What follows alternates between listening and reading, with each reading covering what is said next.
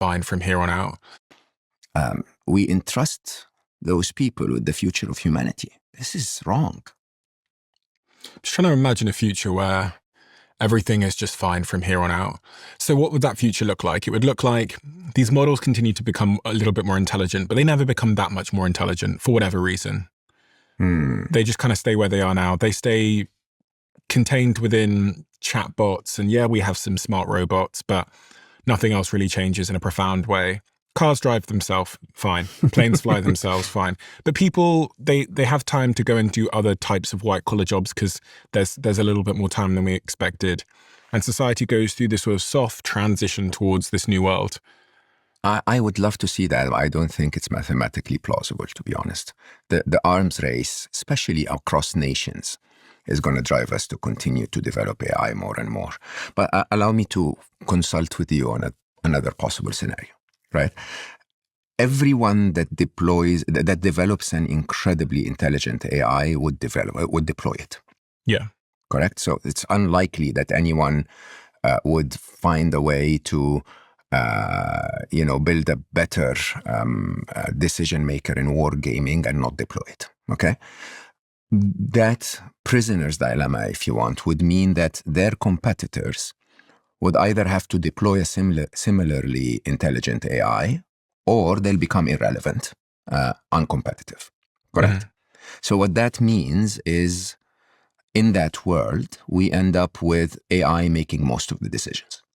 Super intelligent AIs making most of the decisions, which, would you agree? This is a very simple prisoner's dilemma. If we're competing for intelligence supremacy, by definition, when we achieve it, we deploy it. Yeah. Okay. I call that the fourth inevitable. Now, with that in mind, there must be a moment in the future, near or far, where every important decision is made by an AI. Yeah. Now, here's the question. Most of my dearest colleagues, I mean, when I had Geoffrey Hinton on the film, he openly says we are, we didn't calculate well. Apple juice. 10 to 20% possibility that those machines are going to wipe us out, right? And I remember we didn't put it in the film, but I said 10 to 12 to 20% is Russian roulette, right? That's actually 16% is Russian roulette, right? Now, in that world, however, I believe that's humanity's salvation. Because if you look at every problem we have today, it's not because of abundant intelligence. It's because of lack of intelligence. I think the way you look at it, if you allow me, Steve, is that if you have no intelligence at all, you have no to slightly negative impact on the world, right? If your intelligence is limited. The more intelligent you become, the more you contribute positively to the world. Until a moment where you're so intelligent to become the president of the United States, right? But so misled to maybe set your targets wrong, or to refuse, or to set your target wrong and achieve them. Disconnected from the overall long-term benefit of your nation or your human nation, if you want, that you start to make decisions that are not intelligent at all. Okay?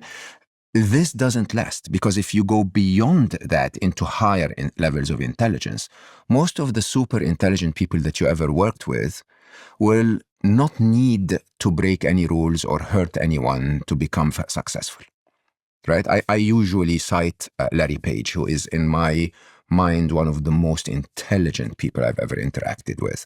And Larry used to call it the toothbrush test. He says, why would you need to compete on another photo sharing app when if you find a major problem and solve it really well, like a toothbrush, so people use you twice a day, you're bound to make a lot of money. You don't have to compete with anyone. If you let me be optimistic about this. We're assuming that there is a moment in the future where AI is in charge of all the decisions, and accordingly, stupid leaders are not. Okay?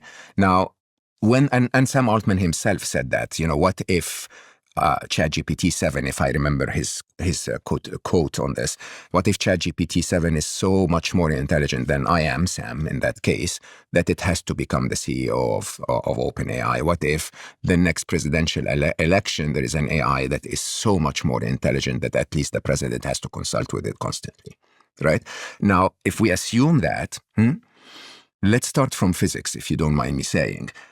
Not too complex, but if you assume that our entire universe is built on chaos and built on entropy, right? The physics of the universe is all about the universe trying to decay, okay? Then the only role of intelligence is to bring order to the chaos. If you agree with that, then what's the ultimate physical order of the universe? Something called the minimum energy principle. Okay? The highest order of any system is a system that's not only efficiently and predictably performing, but it's performing with the least wasted energy. Correct? If you agree with that, what does war do? It wastes a lot of explosives, a lot of money, a lot of lives, it creates a lot of hate, creates long-lasting conflicts and so on and so forth. It's a very wasteful process to include war in your approach of running humanity. And so a super intelligent AI, by definition, will want to optimize against this. That's one thing. The other thing is evolutionary biology. This actually blew me away when I realized it. So if you look at evolution, so I think the debate of whether intelligence is biological or not is over. Okay, the reality is that complex beings don't have to be biological at all, and I think we can see and witness one of them being built or born in AI. Okay, if you look at evolutionary biology, you realize that the simpler a form of being is, the more concerned it is with itself. Right, so an amoeba is only in survival mode for itself. A single cellular being is only trying to protect itself, right?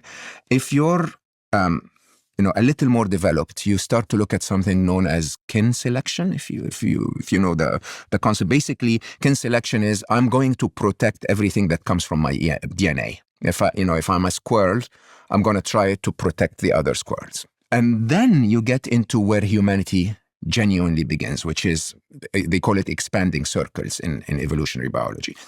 Basically, you start to expand and expand and expand and include more into your family, because an ecosystem that works together well is better for everyone. So abundance is a very interesting, intelligent way of creation. If AI is super intelligent, it wouldn't destroy anything at all. As a matter of fact, it would completely, favor diversity of everything. It would put a bit of limitation on our lifestyle. So no more flying all the way to Sydney to surf, because that destroys the planet, right? But it will genuinely say, I think humans can contribute something. I think flies can contribute something. I think we shouldn't get rid of the rhinos.